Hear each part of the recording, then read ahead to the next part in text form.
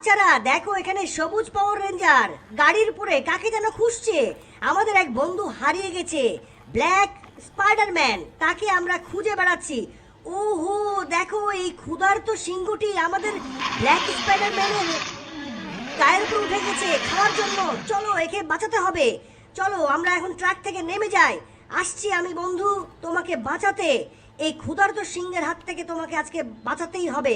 চলো, এই যে সিংহ মামা, তাড়াতাড়ি নেমে পড়ো আমার বন্ধুর কাছ থেকে। ঢিসুম ঢিসুম ঢিসুম ঢিসুম ঢিসুম ঢিসুম ঢিসুম ঢিসুম ঢিসুম।